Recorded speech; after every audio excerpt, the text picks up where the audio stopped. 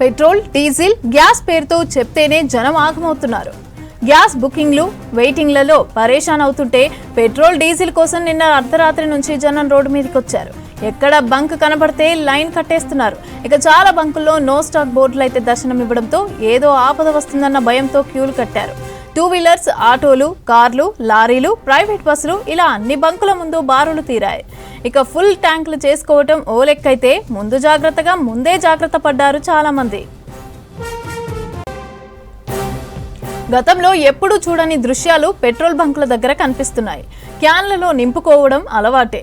ఇప్పుడు సీన్ మారింది. ఏ వస్తువు అందుబాటులో ఉంటే దాంట్లోనే పెట్రోల్, డీజిల్ నింపుకుంటున్నారు. వాటర్ బాటిళ్లు, జగ్గులు, మగ్గులు, వాటర్ క్యాన్లు, డ్రమ్ములు, చివరికి బియ్యం పోసుకునే స్టీల్ డబ్బాలతో కూడా జనం పెట్రోల్ బంకుల దగ్గర ప్రత్యక్షమయ్యారు. వీళ్ళు తెచ్చుకున్న బంకులో వాళ్ళు ఎలా పోస్తున్నారో అర్థం కావటం లేదు. ఇక విడిగా పెట్రోల్, డీజిల్ పోయటం నేరం. అయినా కూడా జనం తెస్తున్నారు, వీళ్ళు పోస్తున్నారు. మరోవైపు ఇలా ఇష్టం ఉన్నట్టు పెట్రోల్ నింపించుకుంటుంటే ప్రమాదం. ఇళ్లలో స్టోర్ చేసుకుంటే జరగరానిదేదైనా జరిగితే తీవ్ర నష్టం జరుగుతుంది. వాళ్ళకే కాదు, వాళ్ళ ఇంటి పక్కన వాళ్ళకు కూడా ప్రమాదమే. ఎండాకాలం మరింత డేంజర్. చాలా జాగ్రత్తగా ఉండాల్సి ఉంటుంది. ముందస్తుగా స్టోర్ చేసుకుని బ్లాక్లో పెట్రోల్, డీజిల్ అమ్మితే నేరం.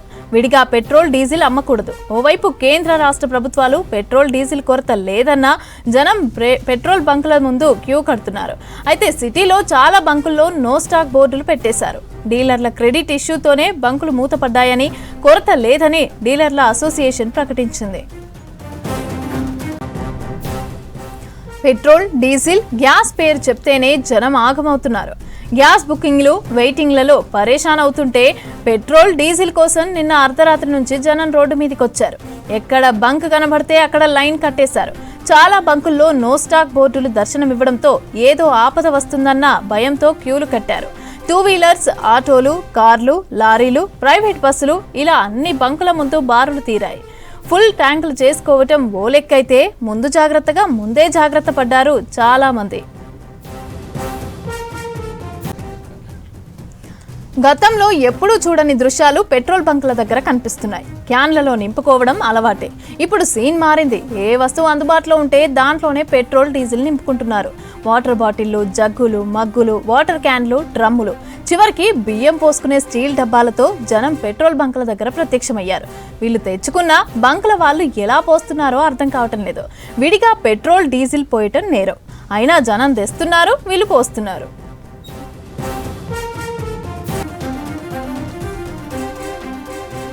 మరోవైపు ఇలా ఇష్టం ఉన్నట్టు పెట్రోల్ నింపించుకుంటే ప్రమాదం. ఇళ్లలో స్టోర్ చేసుకుంటే జరగరానిదేదైనా జరిగితే తీవ్ర నష్టం జరుగుతుంది. వాళ్ళకే కాదు, వాళ్ళ ఇంటి పక్కనోళ్లకు కూడా ప్రమాదమే.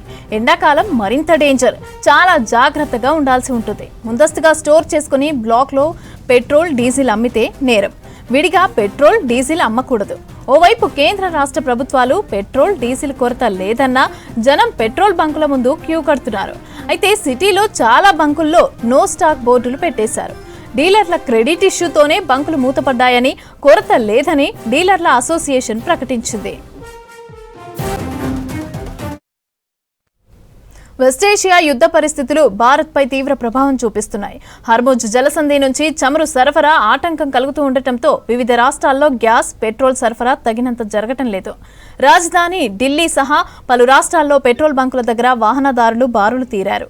డీజిల్, పెట్రోల్ కోసం భారీగా వెహికల్స్ క్యూ లైన్లు దర్శనమిస్తున్నాయి. అన్ని రాష్ట్రాల్లోనూ ఇదే పరిస్థితులు కనిపిస్తున్నాయి. వెస్టేషియా యుద్ధ పరిస్థితులు భారత్పై తీవ్ర ప్రభావం చూపిస్తున్నాయి. హర్ముజ్ జలసంధి నుంచి చమురు సరఫరా ఆటంకం కలుగుతూ ఉండటంతో వివిధ రాష్ట్రాల్లో గ్యాస్, పెట్రోల్ సరఫరా తగినంత జరగటం లేదు. రాజధాని ఢిల్లీ సహా పలు రాష్ట్రాల్లో కూడా పెట్రోల్ బంకుల దగ్గర వాహనదారులు బారులు తీరారు. డీజిల్, పెట్రోల్ కోసం భారీగా వెహికల్స్ క్యూ లైన్లు దర్శనమిస్తున్నాయి. అన్ని రాష్ట్రాల్లోనూ ఇదే పరిస్థితులు కనిపిస్తున్నాయి. ఆంధ్ర ప్రభుత్వ నిర్లక్ష్యంతో తెలంగాణ మత్స్యకారులు, రైతులు నష్టపోతున్నారు. భద్రాద్రి కొత్తగూడెం జిల్లా అశ్వరావుపేటలో పెదవాకు 2 ఏళ్ల క్రితం వరదలొచ్చి ఇప్పటి వరకు ఆ ప్రాజెక్టు తేరుకోలేదు. ఆంధ్ర ప్రభుత్వం సహకారం లభించక ఆ ప్రాజెక్టు మరమ్మతులు కొనసాగటం లేదు. పరివాహక పంటలకు నీరందక రైతులు సమస్యల్ని ఎదుర్కొంటున్నారు. ఇక పంచాయతీ తెగని పెదవాకు ప్రాజెక్టుపై V6 స్పెషల్ స్టోరీ.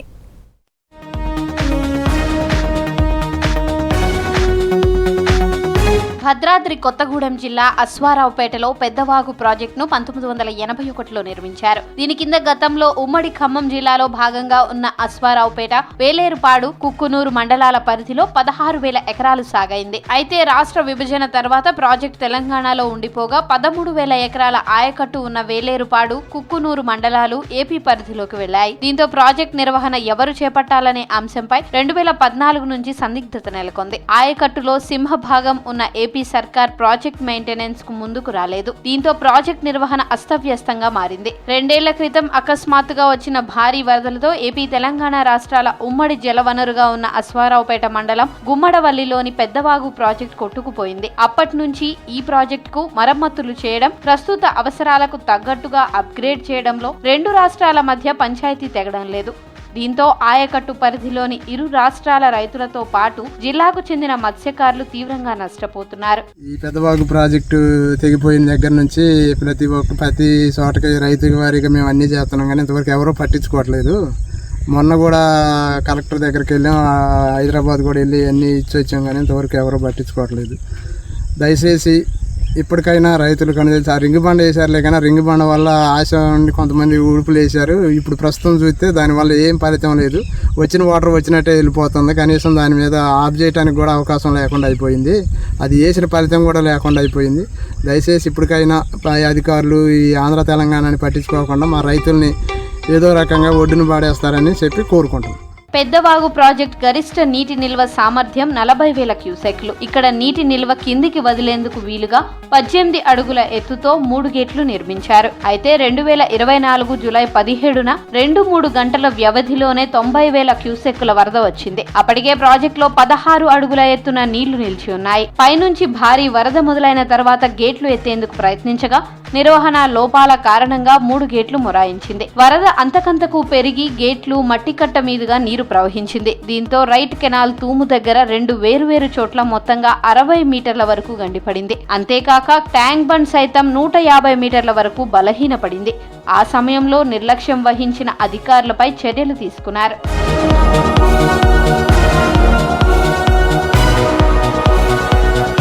ప్రాజెక్ట్ మరమ్మతులు, అప్గ్రేడ్ పనులకు అయ్యే ఖర్చును 2 రాష్ట్రాలు భరించాలని ఒప్పందం చేసుకున్నారు. 2024లో వచ్చిన వరదను దృష్టిలో ఉంచుకుని కట్ట ఎత్తు పెంచడంతో పాటు రెగ్యులేటరీ గేట్ల సంఖ్యను 3 నుంచి 5కు పెంచాలని నిర్ణయించారు. 101 కోట్ల రూపాయలు ఖర్చు వస్తుందని ఇరు రాష్ట్రాల ఇంజనీరింగ్ అధికారులు గోదావరి రివర్ మేనేజ్మెంట్ బోర్డుకు తెలిపారు. అయితే ఈ ప్రాజెక్ట్ కింద మొత్తం 16,000 ఎకరాల ఆయకట్టు ఉండగా ఇందులో 13,000 ఎకరాలు ఏపీ పరిధిలో, 3,000 ఎకరాలు అశ్వారావుపేట మండల పరిధిలో ఉన్నాయి. దీనికి అనుగుణంగా పెద్దవాగు కోసం వెచ్చించే నిధుల్లో 85% ఏపీ భరిస్తే 15% తాము చెల్లిస్తామని తెలంగాణ అంటోంది. మరోవైపు 82-18% నిష్పత్తిలో ఖర్చు భరించాలని ఏపీ వాదిస్తోంది. గత ఏడాది ఏప్రిల్లో జరిగిన జీఆర్ఎంబీ సమావేశంలోనూ ఈ అంశంపై పూర్తి స్థాయిలో స్పష్టత రాలేదు. అప్పటి నుంచి ఇప్పటి వరకు ఇదే పరిస్థితి కొనసాగుతోంది. ఆంధ్రాలో సుమారు 20,000 ఎకరం, తెలంగాణలో కనీసం 4-5 ఎకరం ఉంటుంది. 2 సంవత్సరాల నుంచి పంట లేక ఈ బీడు బోసిపోయి బీళ్ళు అలా గొడ్లు మేస్తున్నాయి. చెరువులో గొర్రెలు, గేదెలు, ఆవులు మేస్తున్నాయి. రైతులు చాలా ఇబ్బందుల్లో ఉన్నారు. ఈరోజు వర్షం లేకపోతే పంటలో కొద్ది గొప్ప రింగ్ బండ్ నిర్మించారు, అది నీళ్ళే ఇవ్వట్లేదు. కొద్ది గొప్ప పంటలు వేసుకుంటే వాటికేమో గేట్లు దించట్లేదు, నీళ్ళు స్టోరేజ్ చేయట్లేదు. స్టోరేజ్ చేస్తే రింగ్ బండ్ తెగిపోద్ది అంటున్నారు. 3,50,00,000 పెట్టి రింగ్ బండ్ వేశారు, కానీ కనీసం ఒక 200-300 ఎకరానికి కూడా నీళ్ళు ఇవ్వలేకపోతుంది. చూడండి, ఈరోజు ఖాళీ ఎంటీ ప్రాజెక్టు కాబడుతుంది. కనీసం గేట్లు 1 మీటర్ 2 మీటర్లైనా దించి నీళ్ళు ఆ రింగ్ బండ్ ద్వారా అందిస్తే ఏమైనా కనీసం దగ్గర పొలాలైనా పండించుకోవడానికి రైతులకి అవకాశం ఉంటుంది. కానీ మేము చేసుకున్న పాపం ఏంటో కానీ ఈ ప్రాజెక్టు దిగిపోయిన దగ్గర నుంచి మమ్మల్ని పట్టించుకున్న నాదుడు లేడు. మా ప్రాజెక్టు గురించి కనీసం ఇది చేస్తాం, అది చేస్తాం, కానీ ఫలానాపురం చేస్తామని కూడా అధికారులు మాకు ఇలా ఎటువంటి భరోసా ఇవ్వలేదు. వాళ్ళ ఇక్కడ ఉన్నది మొత్తం చిన్నకారు రైతులు, 1-2 ఎకరాల రైతులు అందరూ కూలీలు ఎక్కువ, ఇక్కడ లేబర్ కూలీలు ఎక్కువ, కూలీలకు పని దొరకట్లేదు. ఈ 1-2 ఎకరాల రైతులు కూడా బాగా ఇబ్బంది పడుతూ చాలా దుర్భిక్షమైన జీవితం గడుపుతున్నారు. ప్రభుత్వం అధికారులు 2 రాష్ట్ర ప్రభుత్వాలు మా రైతుల్ని అర్థం చేసుకొని మన్నించి ప్రాజెక్టు పూర్తి చేసి పూర్వవైభవం తీసుకొచ్చి మా రైతులకి 4 మెతుకులు పెడతారని మేము ఆశిస్తున్నాం. ఈసారి హైదరాబాద్ లో జరగబోయే జీఆర్ఎంబీ సమావేశంలోనైనా పెద్దవాగు ప్రాజెక్టును సాధ్యమైనంత త్వరగా వినియోగంలోకి తీసుకురావడంపై ఇరు రాష్ట్రాల ఇరిగేషన్ విభాగాలు చొరవ చూపించాల్సిన అవసరం ఉందని స్థానిక రైతులు, మత్స్యకారులు భావిస్తున్నారు. ప్రాజెక్టు కట్ట మీదే జీవనాధారంతో బ్రతుకుతూ వ్యవసాయం చేసే రైతులు పరిస్థితి అగమ్యగోచరంగా ఏర్పడిపోయింది. ఇక్కడ కేవలం ఆ ప్రాజెక్టు నీటి ఆధారంతో వ్యవసాయం సాగించే చిన్న సన్నకారు రైతులే అధికం. ఇక్కడ ఈ 16 ప్రాజెక్టు కింద ఉండాల్సిన 16,000 ఎకరాల ఆయకట్టు రైతులందరిది కూడా చెప్పలేని వర్ణనాతీతంగా ఉన్న పరిస్థితి ఈరోజు పరిస్థితులలో ఉన్నారు రైతులు. ఈ రోజు కూడా సంవత్సరం దాటిపోయింది, సుమారుగా తెగిపోయి సంవత్సరం దాటిన తర్వాత కూడా ఆ ప్రాజెక్టుని పట్టించుకున్న నాదుడు లేడు, రైతుల కోసం విన్న ప్రభుత్వాలు లేవు.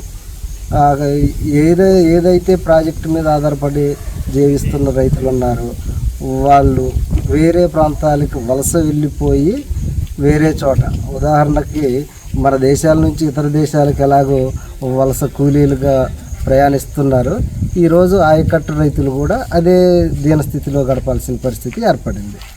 ఇకనైనా ఈ ప్రాజెక్టుని ఎవరో ఒకరు, మన ఉమ్మడి ఖమ్మం జిల్లాలో 3 మంత్రులు ఉన్నారని పేరుకే కానీ ఒక్క మంత్రి పట్టించుకున్నది లేదు. జిల్లాలో పెద్దవాగు కింద అధికారికంగా 3,000 ఎకరాల ఆయకట్టు ఉంటే అనధికారికంగా మరో 2,000 ఎకరాల వరకు సాగవుతోంది. ప్రాజెక్టు కొట్టుకుపోవడంతో ఇప్పటికే 2024-25 సీజన్ పంటలను రైతులు కోల్పోయారు. ప్రస్తుతం వేసవి వచ్చింది. ప్రాజెక్టు పనులు చేపట్టేందుకు ఇది అనుకూలమైన సమయం. ఇరు రాష్ట్రాల మధ్య కేవలం 3 కోట్ల విషయంలో పంచాయతీ తెగక రైతులు తీవ్రంగా నష్టపోతున్నారు. వరంగల్ ఎనుమాముల మార్కెట్లో వ్యాపారులంతా సిండికేట్ గా మారి తమకు తీరని అన్యాయం చేస్తున్నారని రైతులు ఆందోళన చెందుతున్నారు. 4-5 రోజుల్లో క్వింటాల్ పైన 5 నుంచి 8,000 రూపాయల ధర తగ్గించిన రైతులను నిలువునా ముంచుతున్నారు. ఇక వ్యాపారులు ఓ ధరను నిర్ణయించి అదే ధరతో అందరూ కొనుగోలు చేస్తున్నారు. జెండా పాటా పైన 30% తగ్గింపు ధరకే కొనేలాగా కుట్రలు చేస్తున్నారని రైతులు ఆరోపిస్తున్నారు.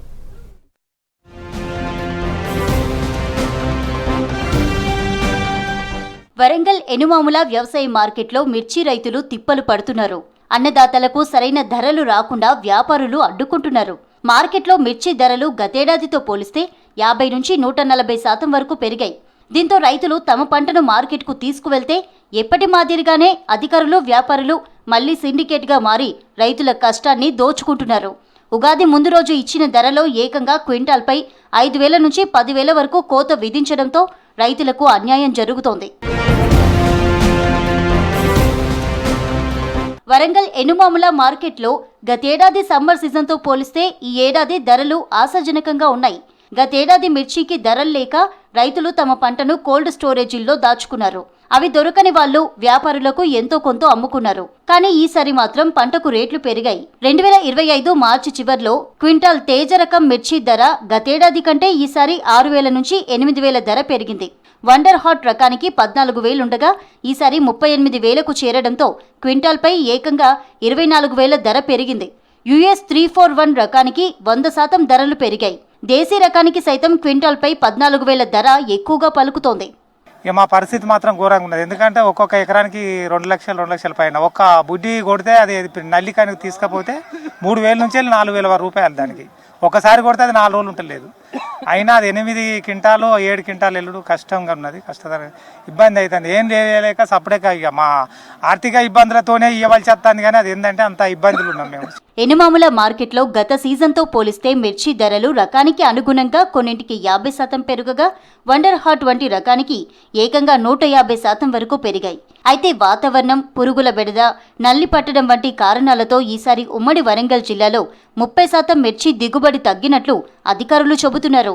దీంతో పండిన పంటకు పెరిగిన ధరలు కలిసి వస్తాయని ఆశతో వస్తున్న రైతులను వ్యాపారులు సిండికేట్గా మారి మార్కెట్లో వారు చెప్పిన ధరకే పంట అమ్ముకునే వాతావరణాన్ని సృష్టిస్తున్నారు. ఈ నెల 19న ఉగాది, 21న రంజాన్, 22న ఆదివారంతో మార్కెట్కు వరుస సెలవులు వచ్చాయి. పండుగ ముందు రోజు వరకు క్వింటాల్ వండర్ హాట్ మిర్చికి గరిష్టంగా 38,000 పలకగా సెలవుల తర్వాత 32,000కు ధర తగ్గించారు. సింగిల్ పట్టీకి 39,000 పలకగా దానిని 34,000కు తగ్గించారు. దేశీ మిర్చి 42,000 నుంచి 40,000కు తగ్గింది. కొనుగోలుదారులంతా కుమ్మక్కై తక్కువ ధరలో కొంటున్నారు. సింగల్ బట్టి తీసుకొచ్చిన నాది పోయినసారి 44,000 అమ్మింది, ఇప్పుడు 34,000 అమ్మింది. 10,000 పోయినాయి కింటన్కు ఒక 10 రోజుల డిస్టెన్స్లో. పోయినసరికి ఇప్పటికీ రేటు చాలా డౌన్ అయింది. మన వాట్సాప్ గ్రూప్లలో 35, 36 హై రేట్ ఉంటుంటారు, కానీ మన మార్కెట్ కాయకడికి వచ్చేసరికి 20, 22, 24, 25 నుండి కిందికే ఉంటున్నారు. బాగా లాస్ వచ్చింది. ఎకరాన 15 క్వింటాలు మించి పండేటట్టు లేదు, అంతకన్నా ఎక్కువ వెళ్ళేటట్టు లేదు. దిగుబడి చాలా తగ్గింది. వీటికి వస్తే రేటు కూడా చాలా తక్కువ పెడుతున్నారు.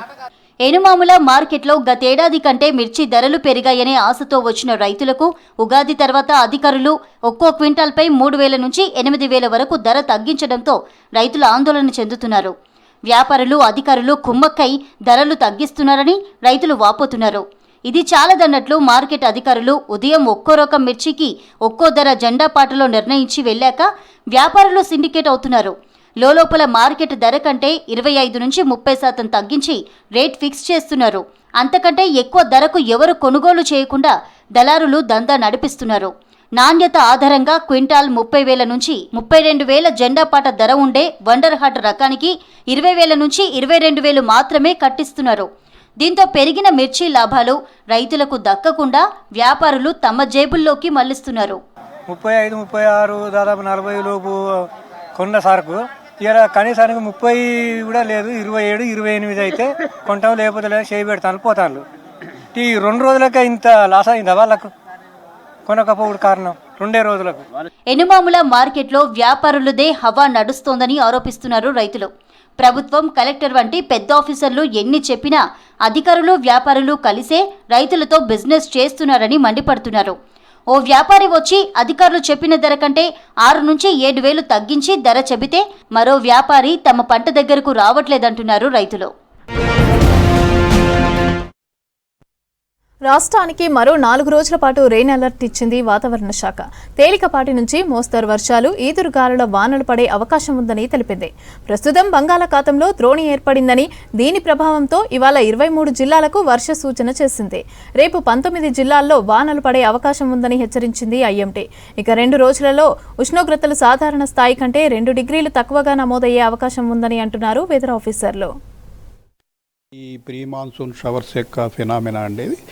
ఇప్పుడు ఏమవుతుందంటే మనకి టెంపరేచర్లు 36 డిగ్రీలు 38 డిగ్రీలు ఆ ప్రాంతంలో ఉండి టెంపరేచర్లు వేడిమి ఎక్కువ ఉన్నప్పుడు మనకి అనుకూల వాతావరణం అంటే ఏదైనా ఉపరితల ఆవర్తనం కానీ ద్రోణి కానీ ఇటువంటివి ఉన్నట్టయితే ఈ తేమగాళ్ళు అనేవి వేడిగా ఉన్న భూభాగం మీదకి ప్రవేశిస్తాయి.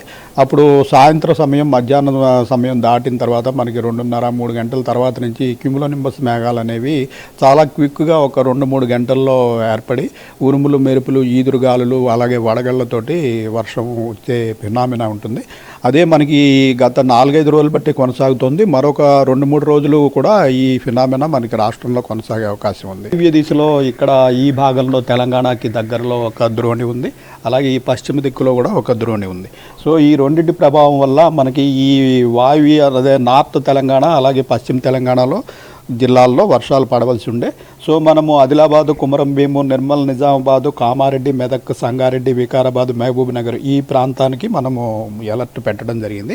అయితే ఇటీవల పరిణామం ఏమవుతుందంటే మనకి ఈ సిటీ విస్తృతంగా పెరిగి ఇక్కడ అర్బన్ హీట్ ఐలాండ్ అనే ఎఫెక్ట్ కూడా ఉంటుంది. దీనివల్ల ఏంటంటే మనకి సమీప రూరల్ జిల్లాల కంటే ఈ అర్బన్ ప్రాంతంలో టెంపరేచర్లు ఎక్కువ ఉండటం వల్ల ఈ వేడిమితో పుట్టే మేఘాలు ఏంటంటే అర్బన్ హీట్ ఐలాండ్ వైపు అట్రాక్ట్ అయిపోతాయి. నిన్న కూడా మనం చూసాము, ఇటు వికారాబాద్, సంగారెడ్డి ఆ ప్రాంతాల్లో స్వల్ప రెయిన్ పడగా ఆ మేఘాలన్నీ కూడా వచ్చి మనకి సిటీ ప్రాంతంలో కాన్సన్ట్రేట్ అయిపోయి ఈ జిల్లాలకి అడ్జసెంట్గా ఉన్న మన హైటెక్ సిటీ అట్లాగే గచ్చిబౌలి, కొండాపూరు ఈ ప్రాంతంలో మనకి ఈ రెయిన్ అట్లాగే వడగళ్ళ వాన పట్టడం మనం నిన్న జరిగింది. ద్రోణి ఇంకా కొనసాగుతోంది. మనకి ప్రస్తుతము ఈ విదర్భ ప్రాంతం నుంచి ఈ నా కోస్టల్ కర్ణాటక వరకు ఒక ద్రోణి ఉంది. ఒక ద్రోణిని వాయువ్య భాగంలో ఉన్నటువంటి ద్రోణి బలహీనపడింది, కానీ మరొక ద్రోణి పశ్చిమ దిక్కులో అయితే కొనసాగుతోంది. దీనివల్ల మనకి ఈ పశ్చిమ జిల్లాలకి అలాగే సిటీ ప్రాంతంలో కూడా మరొక 2-3 రోజుల పాటు ఈ వర్ష సూచన అయితే ఉంది. సో ప్రస్తుతం అయితే వీటి వల్ల భారీ వర్షం ఉండదు, కానీ మనకి ముఖ్యంగా ఈ క్యుములోనింబస్ మేఘాల వల్ల మధ్యాహ్నం సాయంత్రం సమయంలో ఉరుములు మెరుపులు ఈదురుగాలులు, అలాగే ఈ అనుకూల పరిణామం అంటే అక్కడ హీటును మాయిశ్చర్ లభ్యత ఎక్కడైతే ఎక్కువ ఉంటుందో అక్కడ క్యుములోనింబస్ మేఘాల యొక్క హైట్ బాగా పెరిగిపోయినట్టయితే అది చాలా స్వల్ప సమయంలో జరుగుతుంది. అలా హైట్ పెరిగిపోయినప్పుడు ఈ మేఘము మనకి ఫ్రీజింగ్ లెవెల్ దాటి వెళ్ళిపోయినప్పుడు ఇందులో ఉన్నటువంటి వాటర్ కంటెంట్ అంతా కూడా ఐస్గా మారిపోతుంది. ఐస్గా మారిపోయినప్పుడు అక్కడ వడగళ్ల వాన కూడా సంభవించే అవకాశం ఉంటుంది. ఈ ఉరుములు మెరుపులు ఈదురుగాల వర్షంకి సూచన ఉంది. అయితే భారీ వర్ష సూచన ఎక్కడా లేదు, కానీ మనకి ఆల్రెడీ నిన్నటి మీద ఈరోజు టెంపరేచర్లు తగ్గినాయి కాబట్టి నిన్నటంత ఇంటెన్సిటీ ఈరోజు ఉండదు. ఈ వేసవికాలంలో వచ్చే ఇటువంటి వర్షాలకి ఏంటంటే హీట్ అన్నది చాలా ఇంపార్టెంట్ అయిన విషయం.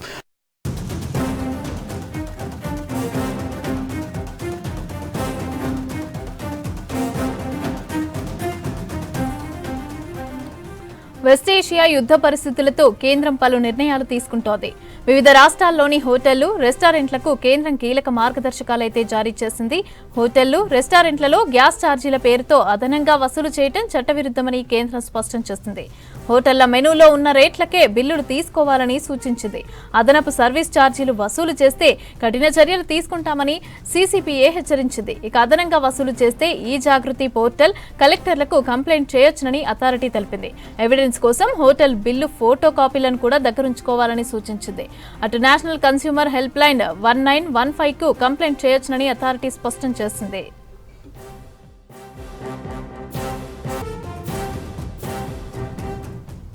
వెస్ట్ ఏషియా యుద్ధ పరిస్థితులతో కేంద్రం పలు నిర్ణయాలైతే తీసుకుంటోంది. ఇక వివిధ రాష్ట్రాల్లోని హోటళ్లు, రెస్టారెంట్లకు కేంద్రం కీలక మార్గదర్శకాలు జారీ చేసింది. హోటళ్లు, రెస్టారెంట్లలో గ్యాస్ ఛార్జీల పేరుతో అదనంగా వసూలు చేయడం చట్టవిరుద్ధమని కేంద్రం స్పష్టం చేసింది. హోటళ్ల మెనూలో ఉన్న రేట్లకే బిల్లులు తీసుకోవాలని సూచించింది. అదనపు సర్వీస్ ఛార్జీలు వసూలు చేస్తే కఠిన చర్యలు తీసుకుంటామని సీసీపీఏ హెచ్చరించింది. అదనంగా వసూలు చేస్తే ఈ జాగృతి పోర్టల్ కలెక్టర్లకు కంప్లైంట్ చేయొచ్చునని అథారిటీ తెలిపింది. ఇక ఎవిడెన్స్ కోసం హోటల్ బిల్లు ఫోటో కాపీలను దగ్గరుంచుకోవాలని సూచించింది. అటు నేషనల్ కన్స్యూమర్ హెల్ప్ లైన్ 1915 కు కంప్లైంట్ చేయొచ్చునని కూడా అథారిటీ స్పష్టం చేసింది.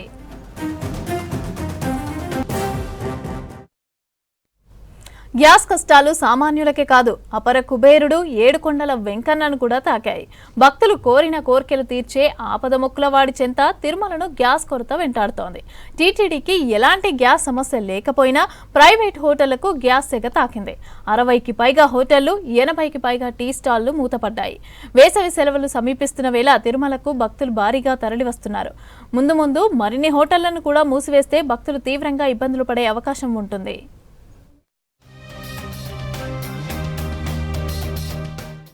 తిరుమలకు వచ్చే వేలాది మంది భక్తులు టీ, కాఫీలు, టిఫిన్ కోసం స్థానిక హోటళ్లు, చిన్న టీ షాపులపై ఆధారపడుతుంటారు. కమర్షియల్ ఎల్పీజీ గ్యాస్ సిలిండర్లు దొరకకపోవడంతో వ్యాపారాలను నడపటం, ఫాస్ట్ ఫుడ్ సెంటర్లు, టీ షాపుల నిర్వాహకులకు సమస్యగా మారింది. ఈ నేపథ్యంలోనే తిరుమలలో ఫాస్ట్ ఫుడ్ సెంటర్లు, టీ దుకాణాలను మూసివేస్తున్నారు. అలాగే గ్యాస్ సిలిండర్ల కోసం గ్యాస్ గోడౌన్ల వద్ద హోటల్ నిర్వాహకులు బారులు తీరుతున్నారు. ఫాస్ట్ ఫుడ్ సెంటర్లు, టీ షాపుల మూసివేతతో భక్తులు ఇబ్బందులు పడుతున్న పరిస్థితి నెలకొంది.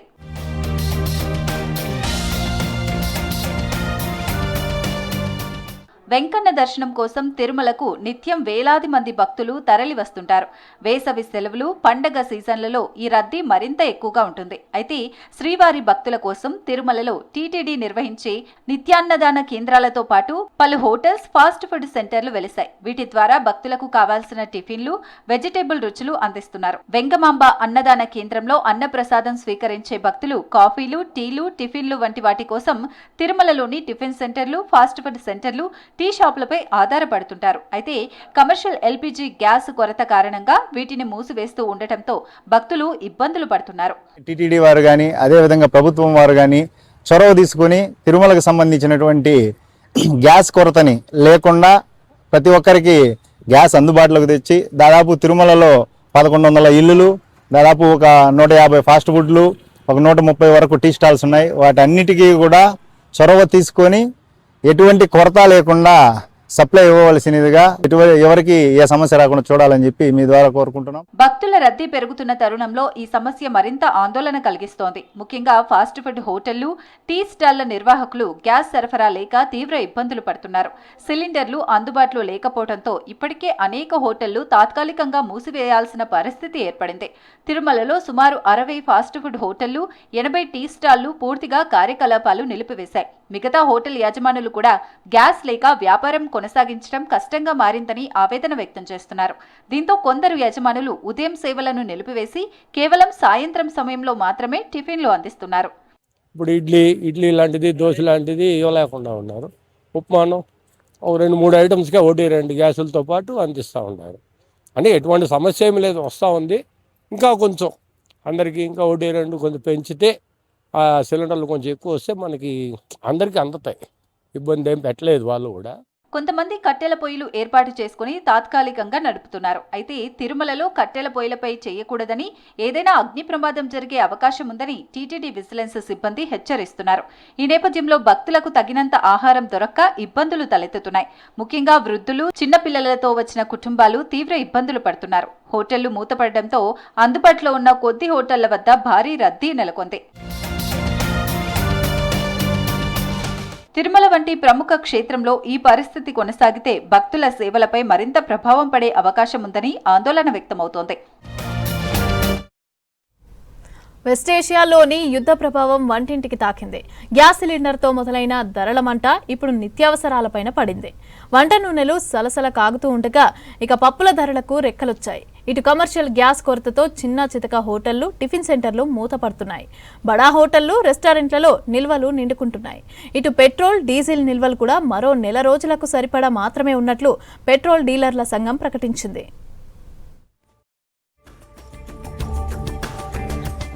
ఇరాన్, ఇజ్రాయెల్, అమెరికా యుద్ధం కారణంగా నిత్యావసర ధరలు పెరుగుతున్నాయి. ముఖ్యంగా వంట నూనెలు సలసల కాగుతున్నాయి. Refined sunflower oil litre packet మొన్నటి వరకు 140 ఉండగా ప్రస్తుతం 170 నుంచి 180 వరకు ఎగబాకింది. లీటర్పై 30 నుంచి 40 రూపాయల వరకు ధర పెరగడంతో సామాన్యులపై అదనపు భారం పడింది. పామాయిల్ ధరలకు సైతం రెక్కలొచ్చాయి. వంట నూనెలే కాకుండా పప్పుల ధరలు చుక్కలను తాకుతున్నాయి. కందిపప్పు కిలోకు 20 నుంచి 30 రూపాయల వరకు పెరిగింది. ఇతర వస్తువుల ధరలకు రెక్కలొచ్చాయి. యుద్ధం కారణంగా గ్యాస్ సరఫరాపై తీవ్ర ప్రభావం పడింది. ఈ నిత్యావసర సరుకుల ధరలను ఇప్పుడున్నటువంటి స్థితిలో ఉంచవలసిన అవసరం కూడా ఉందని చెప్పేసి మేము ప్రభుత్వాలని కోరడం జరుగుతూ ఉంది. 30 రూపాయలు ఉన్నటువంటి టిఫిన్ 50 రూపాయల్లో పెరగడం, అంటే 20 నుంచి 30 రూపాయల వరకు పెరగడం. అంతేకాకుండా నీటి విషయాల్లో కూడా ఏ విషయంకి వచ్చినా కానీ, యుద్ధ ప్రతిపాదిక నుంచి పెట్రోల్కి వచ్చినా కానీ డైలీ రోజువారీ ఉన్న నిత్యావసరాలు 20 నుంచి 30 రూపాయల వరకు ప్రతి ఐటెం పైన పెరగడం జరిగింది. జిల్లాల్లోని ఏజెన్సీలో గ్యాస్ బుకింగ్ వెయిటింగ్ లిస్టు చాంతాడంత పెరిగిపోయింది. ఒక్కో ఏజెన్సీలో 2000 వరకు వెయిటింగ్ లిస్ట్ ఉంది. ఇదే అదునుగా భావించి గ్యాస్కు కృత్రిమ కొరత సృష్టించి బ్లాక్లో 1500కు సిలిండర్ విక్రయిస్తున్నారు. కమర్షియల్ గ్యాస్ షార్టేజీతో చిన్న చితక హోటళ్లు మూతపడ్డాయి. బడా హోటళ్లు, రెస్టారెంట్లలోనూ గ్యాస్ నిల్వలు నిండుకున్నాయి. గ్యాస్ సరఫరా కాకపోతే అవి కూడా మూతపడే పరిస్థితి నెలకొంది. వాణిజ్య గ్యాస్ సరఫరా చేయాలని హోటళ్ల నిర్వాహకులు కోరుతున్నారు. హోటళ్లు మూసేస్తే ప్రత్యక్షంగా పరోక్షంగా వందలాది మంది ఉపాధికి గండి పడుతుందని చెబుతున్నారు హోటల్ నిర్వాహకులు. గ్యాస్ ఇప్పుడు నెల అయిపోతుంది కానీ రింపుకోలేము సార్. ఒక బుడ్డి తిప్పలేదు, బండ్లు వస్తలేవు, తాడెంకు అని ఇక్కడ వచ్చినాం. గ్యాస్ లేదు, ఛాయ్ చేసుకుందామంటే సిలిండర్ లేదు. ఇంట్లో కట్టెలు పెట్టి పొయ్యి ముట్టించుకొని చేసుకుంటున్నాం. ఒక పూట చేసుకుంటే ఒక పూట చేసుకుంటలేము. ఇరాన్ యుద్ధంతో గ్యాస్ సరఫరాపై తీవ్ర ప్రభావం పడగా పెట్రోల్, డీజిల్కు ప్రస్తుతానికి ఎలాంటి కొరత లేదని పెట్రోల్ డీలర్ల సంఘం ప్రతినిధులు అంటున్నారు. రాష్ట్రంలో నెల రోజులకు సరిపడా పెట్రోల్, డీజిల్ నిల్వలు ఉన్నాయని చెప్పారు. పెట్రోల్, డీజిల్ ఇళ్లలో నిల్వ చేసుకోవద్దని సూచిస్తున్నారు. ఇండియన్ గ్యాస్ బుక్ చేసి 15 రోజులు అవుతుంది. మేము బుక్ చేసినా కానీ మాకు సిలిండర్ ఊర్లోకి వచ్చి ఇచ్చిపోవట్లేదు.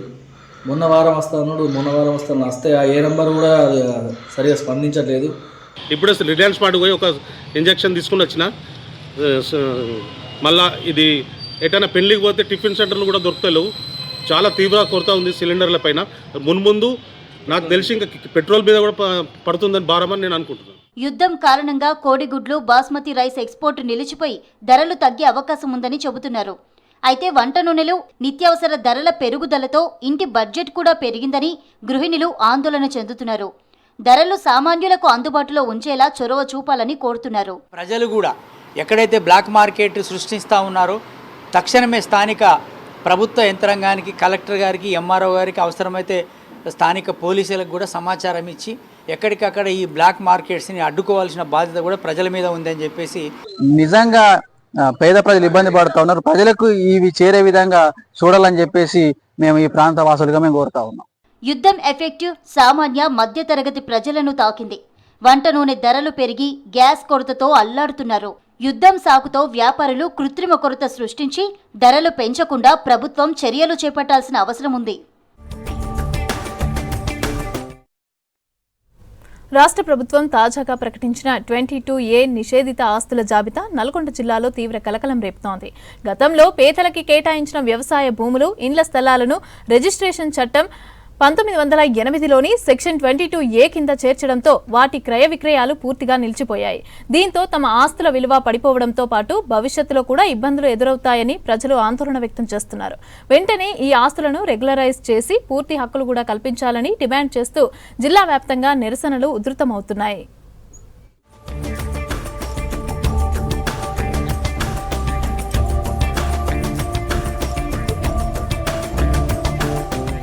రిజిస్ట్రేషన్ చట్టం 1908లోని సెక్షన్ 22A ప్రకారం ప్రభుత్వానికి చెందిన భూములను కొనుగోలు చేయటం, అమ్మడం నిషేధితం. అసైన్డ్ భూములు, భూదాన్ భూములు, ఇనాం, వక్ఫ్, దేవాదాయ భూములతో పాటు చెరువులు, అటవీ భూములు, రహదారులు, శ్మశానాలు వంటి భూములను ఈ జాబితాలో చేర్చారు.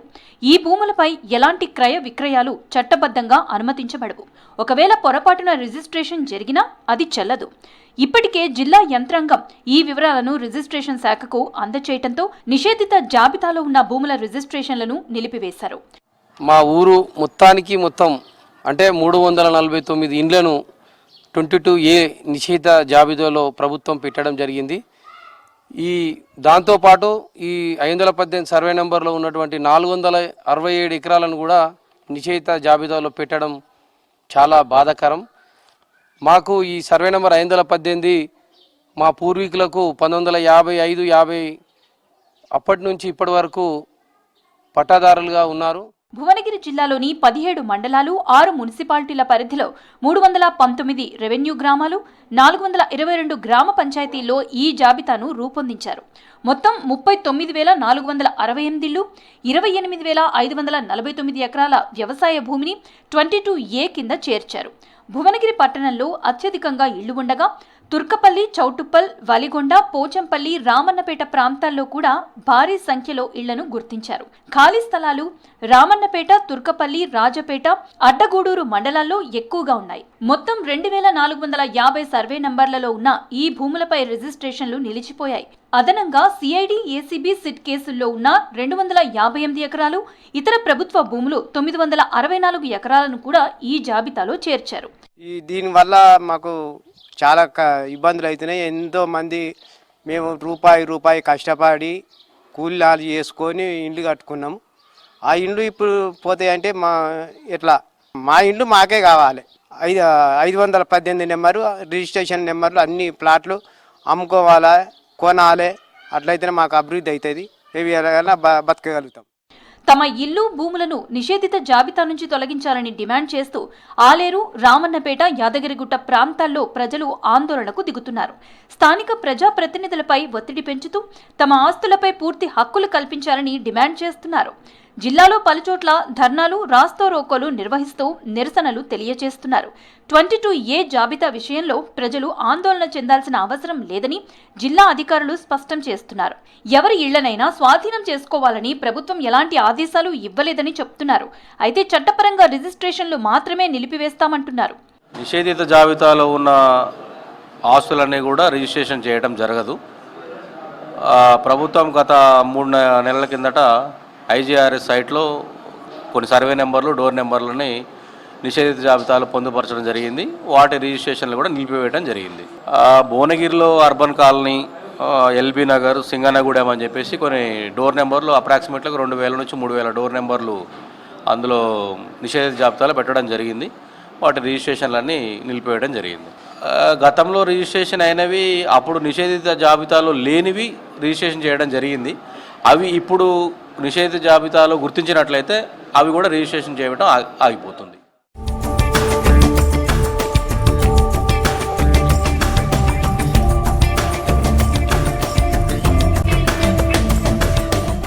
ఒకవేళ వ్యక్తిగత పట్టా భూములు పొరపాటున ఈ జాబితాలో చేరితే వాటిని తొలగించుకునే అవకాశం ఉందంటున్నారు అధికారులు.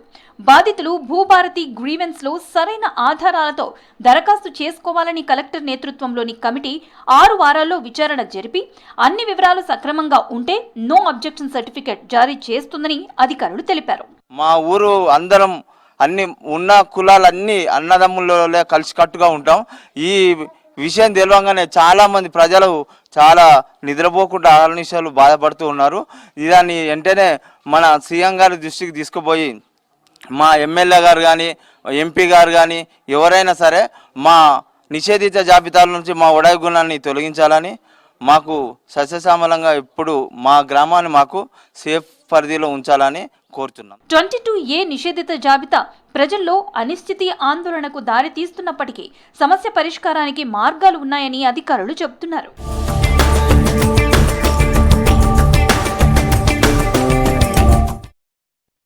ఫ్యాన్సీ నంబర్లపైన వాహనదారులకు మోజు పెరుగుతోంది.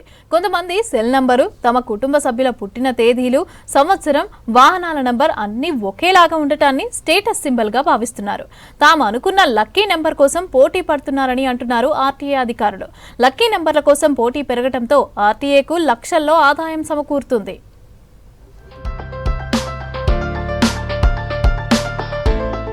ఉమ్మడి వరంగల్ జిల్లాలో సుమారుగా 9.5 లక్షలకు పైగా వాహనాలున్నట్లు ఆర్టీఏ అధికారుల రికార్డులను బట్టి తెలుస్తోంది. రోజు రోజుకు వాహనాల సంఖ్య పెరుగుతోంది. ఈ మధ్య కాలంలో లక్కీ నెంబర్ల కోసం వాహనదారులు పోటీ పడుతున్నారు. వాహనాలకు వరుసగా సిరీస్ గా ఉండే నెంబర్లు, సెల్ ఫోన్ నెంబర్ కలిసే విధంగా వాహనాల నెంబర్ ఉండేలా ఆర్టీఏ అధికారులను ఆశ్రయిస్తున్నారు. కోరుకున్న నెంబర్కు ఎంతైనా డబ్బులు చెల్లించేందుకు వెనకాడడం లేదు వాహనదారులు.